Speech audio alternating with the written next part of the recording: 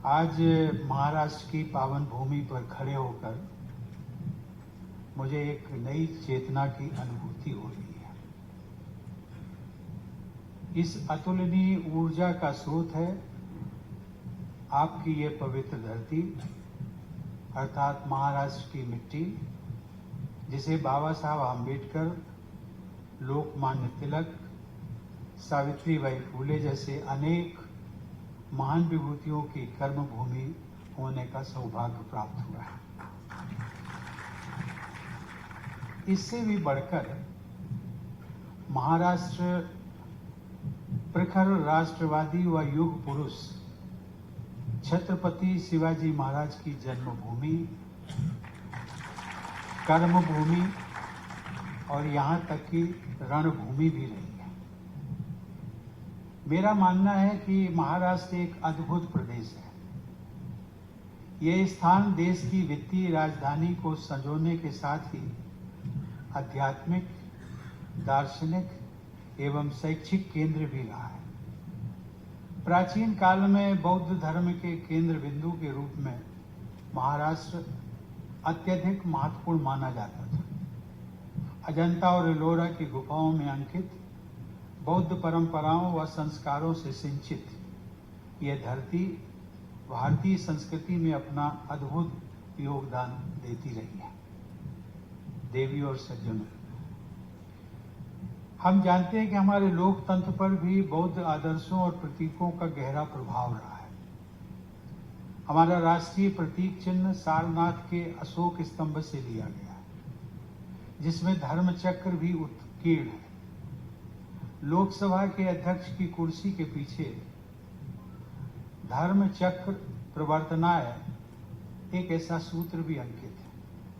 हमारे संविधान के मुख्य शिल्पी बाबा साहब डॉक्टर भीमराव अंबेडकर ने भी अपने उद्बोधनों में स्पष्ट किया था कि हमारे संसदीय लोकतंत्र में प्राचीन बौद्ध संघों की अनेक प्रक्रियाएं अपनाई गई हैं।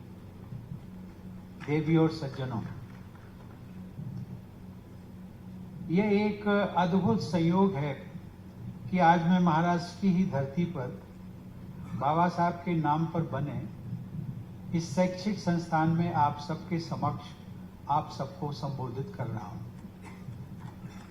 आप में से बहुत से लोग ये जानते होंगे कि एक विद्यार्थी के रूप में विश्व स्तर पर बाबा साहब ने अपनी प्रतिष्ठा स्थापित की थी। उन्होंने सामाजिक परिवर्तन और एक न्यायपूर्ण तथा समतावादी समाज के निर्माण के साधन के रूप में शिक्षा के महत्व पर बल दिया था। उनकी सोच की सराहना करते हुए और शिक्षा को प्रोत्साहन देते हुए महाराष्ट्र सरकार ने 7 नवंबर को छात्र दिवस के रूप में मनाना शुरू किया। ये वो दिन था वर्ष 1900 का, जब बाबा साहब आम्बेडकर ने सतारा के एक स्कूल में प्रवेश किया था। महाराष्ट्र सरकार की इस पहल की मैं सराहना करता हूं, क्योंकि ये दिन हमारे देश के विशेषकर वंचित वर्गों के अनगिनत विद्यार्थियों के लिए प्रेरणामय दिन है। समाज के वंचित वर्गों के विकास के लिए जो बाबा साहब ने 3 वाक्यों का मूल उपदेश दिया था, शिक्षित बनो, संगठित रहो और संघर्ष करो, इसमें भी हम देखते हैं कि शिक्षा को भी बाबा साहब ने विशेष प्राथमिकता दी है। इसीलिए उन्होंने अपने जीवन के कई वर्ष अध्यापन कार्य में बिताए। शिक्षा के प्रति बाबा साहब का लगाव सर्वविदित है। वे आजीवन शिक्षा क्षेत्र में ही बने रहना चाहते थे, लेकिन समाज की समस्याओं ने, वंचित समाज के प्रति अमानवीय व्यवहार ने और आम जनमानस की पीड़ा ने उन्हें जन सेवा की ओर प्रेरित कर दिया। देवी और सज्जनों, बाबा साहब एक ऐसे महापुरुष थे जो अपने व्यक्तित्व व कृतित्व के कारण संविधान निर्माता भी बने, राष्ट्र निर्माता भी कहलाए और समाज सुधारक तथा विकास पुरुष के रूप में विभिन्न क्षेत्रों में जीवन पर्यंत अपना सर्वस्व योगदान देते रहे। ऐसे व्यक्तित्व को भारत रत्न की उपाधि से सम्मानित करना हमारे देश के लिए गर्व का विषय है।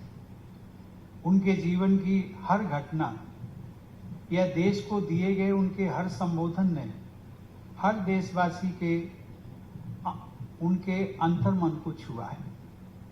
ऐसा ही एक संबोधन मैं आज आप सबके साथ साझा भी करना चाहूँगा।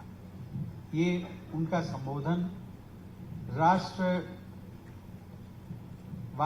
सोच की प्रखर जो उनके दिल में अनुभूति थी, ये उसको प्रदर्शित करती है। हम जानते हैं कि हमारे स्वाधीनता संग्राम के दौरान तथा उसके बाद जब संविधान निर्माण का कार्य चल रहा था, उन लगभग 3 वर्षों के दौरान में भी पूरे देश में सांप्रदायिक वैमनस्य का वातावरण बना हुआ था। और कभी कभी मैं सोचता हूं कि शायद हमारे देश की जो सबसे बड़ी कमजोरी है वो यही एक है।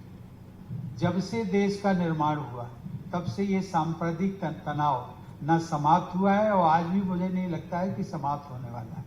यही एक आधार बन जाता है लोगों में क्या क्या होता है, लेकिन उसके लिए बाबा साहब ने क्या कहा था उसको हमें ध्यान से सुनना चाहिए।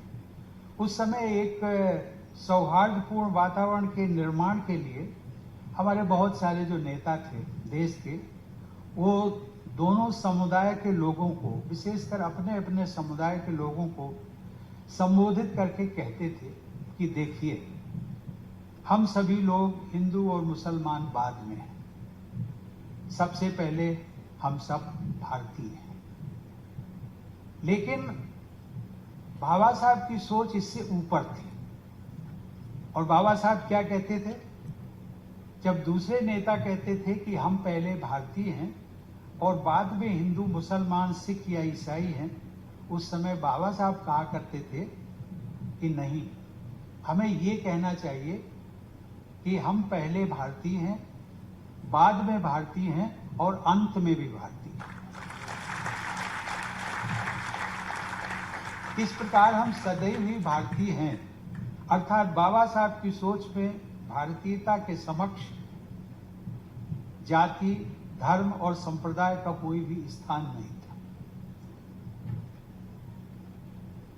देवी और सज्जनों, बाबा साहब जीवन पर्यंत सामाजिक कुरीतियों और विकृतियों को दूर करने की दिशा में कार्यरत रहे। हम सब लोग जानते हैं, रमेश पतंगे जी ने भी उसका उल्लेख किया कि हमारा संविधान सामाजिक क्रांति का एक दस्तावेज है।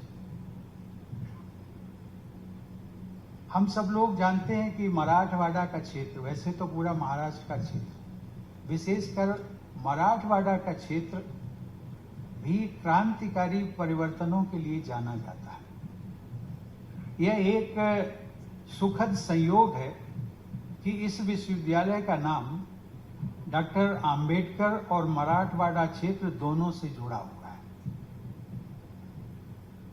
यदि एक मेरा निवेदन है, सुझाव है, यदि आपका विश्वविद्यालय सामाजिक विकृतियों को दूर करने की दिशा में कुछ योजनाओं का श्री गणेश करे, तो मुझे लगता है कि आपके विश्वविद्यालय के नाम की सार्थकता और प्रासंगिकता दोनों में बढ़ोतरी होगी। लेकिन ये काम आसान नहीं है। इसके लिए मंथन करें, 1 साल करें, 2 साल करें, 3 साल करें, और एक मंथन के पश्चात कुछ निकले, उसका जो अमृत होता है, उस अमृत को ये पूरे देश में बांट सके, तो मुझे लगता है औरंगाबाद अभी नया नाम हो गया है छत्रपति संभाजी नगर। और सबसे बड़ी बात यह है कि डॉक्टर आम्बेडकर मराठवाड़ा विद्यापीठ, इसका नाम जो है एक कीर्तिमान होगा। देवी और सज्जनों, मुझे खुशी है कि आज इस आयोजन के माध्यम से मैं महाराष्ट्र से जुड़े कुछ महानुभावों को सम्मानित करने का अवसर प्राप्त कर पाया हूँ, जिन्होंने अपने कार्यों द्वारा जीवन में एक अलग पहचान बनाई और सफलता हासिल की। आज मैं सोच रहा था कि ये भी कैसा सुखद संयोग है और